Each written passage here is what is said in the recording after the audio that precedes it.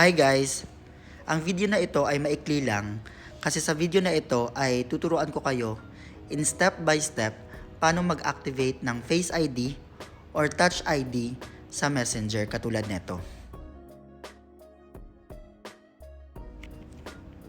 Unang-una ay i-open nyo ang Messenger. Then click nyo yung photo ninyo sa top left. Then scroll down and then click privacy.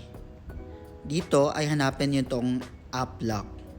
Pag meron kayo nito, just click it and then turn on the require Face ID or sa ibang phone ay require Touch ID.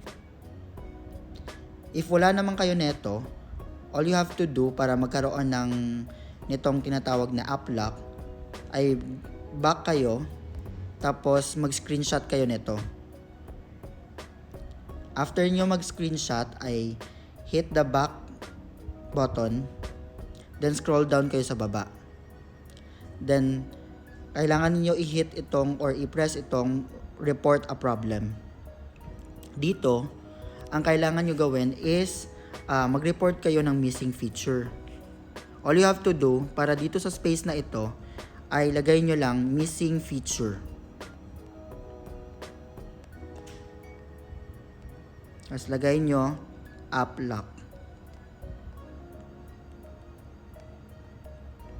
And then, attach nyo yung photo ninyo.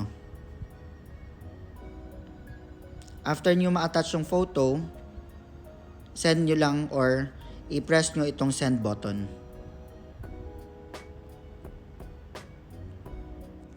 Now, after nyo ma-press ang send button, ang kailangan nyong gawin is i-close itong Messenger app.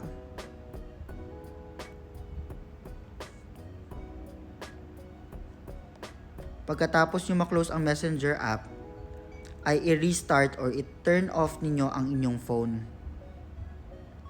After nyo ma-turn off for about 2 to 3 seconds, ay i-turn on nyo ito ulit. After which, pag naka-open na siya, balik kayo ulit sa Messenger. This time, i-check nyo kung meron na kayo nitong app lock dito sa privacy. Pag meron na, click nyo lang and then turn on the require Face ID and Touch ID. After so, ay meron na kayo nitong tinatawag na app lock using Face ID or Touch ID. That's it for this video guys.